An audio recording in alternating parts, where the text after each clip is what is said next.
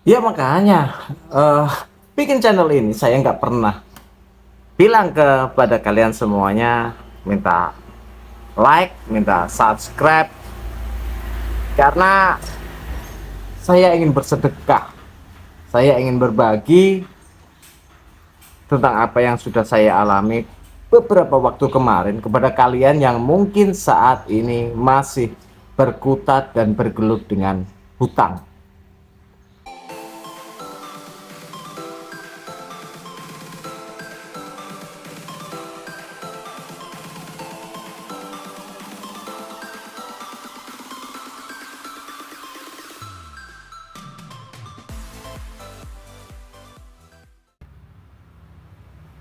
Halo, assalamualaikum warahmatullahi wabarakatuh, sahabat Zona Cuan, dimanapun kalian berada.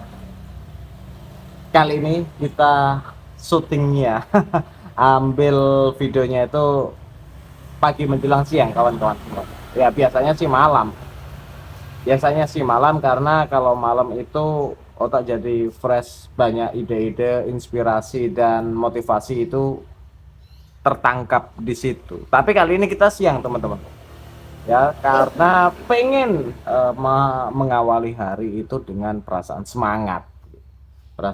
Dan di channel yang sederhana ini saya ingin tekankan kepada teman-teman semuanya bahwa di sini saya hanya ingin berbagi pengalaman, berbagi pengetahuan mungkin berguna buat kalian yang saat ini sedang terlilit hutang atau ingin menambah income, ya, proses menambah income.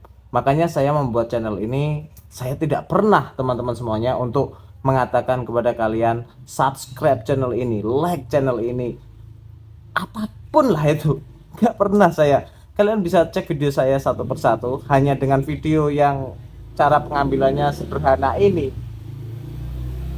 saya ingin sedikit bermanfaat kepada teman-teman yang mengalami hal seperti saya. Dan pada saat ini saya dimudahkan oleh Allah, ya, oleh Tuhan, bahwa saya terlebih dulu lepas dari jeratan hutang. Mungkin kalian berikutnya. Dan ini saya gunakan untuk ajang sedekah saya kepada teman-teman yang mungkin saat ini masih berkutat dengan hutang dan ingin terlepas dari jeratan hutang. Semoga bermanfaat. Dan kali ini apa yang kita bahas, teman-teman semuanya? Ya, kali ini kita akan membahas lupakan hutang dan pikirkan income. Ya, kalau kita kalau kita terlalu fokus pada hutang-hutang kita, kita akan melupakan satu hal yang paling penting, bagaimana cara itu bisa menambah income, teman-teman semua. Dan itu wajar, manusiawi, dan semua orang pasti mengalami. Mungkin saya tidak akan berbicara seperti motivator-motivator lain. Yo, kita enggak. Saya berbicara dengan bahasa kita. Bahasa orang-orang kampung, bahasa orang-orang awam yang sekiranya kita tidak membutuhkan afirmasi-afirmasi. Oke lah, afirmasi, motivasi dan lain sebagainya itu perlu bagi mereka yang mempunyai koneksi otak normal. Tapi jujur aja, kalau kita udah puyeng, udah stres, udah bingung, afirmasi itu enggak akan berlaku. 5 menit semangat, ya, dari 24 jam 5 menit semangat, 23 jam 55 menitnya pusing, afirmasinya hilang.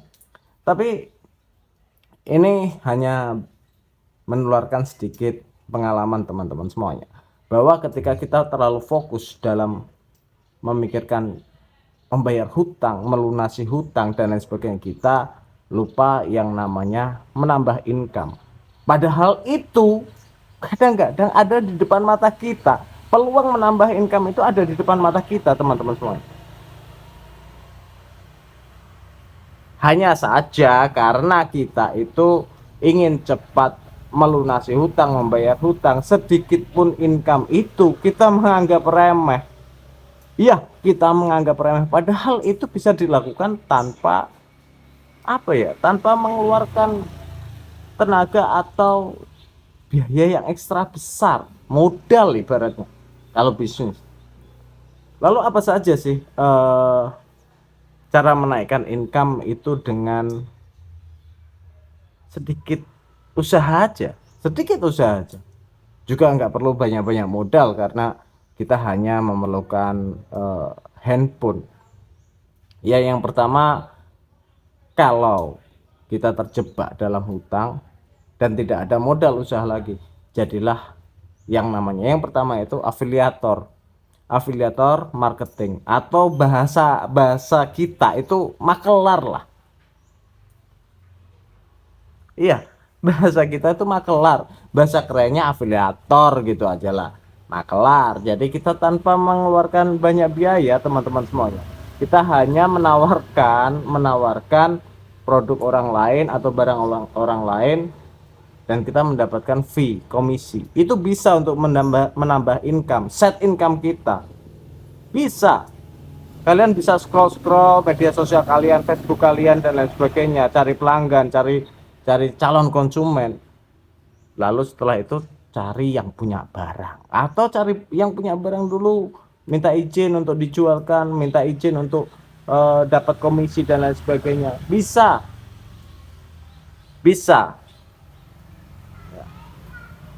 Pada saat itu karena saya tidak punya kendaraan lagi sudah habis, dan ketika PSBB dan PPKM ini sudah mulai melunak kemarin, apa yang saya lakukan ketika para user-user yang dulu jadi langganan saya itu memerlukan kendaraan, saya lempar ke teman yang masih bertahan di rental mobil, dapat komisi, lumayan, dapat komisi, bisalah 50 sampai 200 ribu hanya untuk lempar.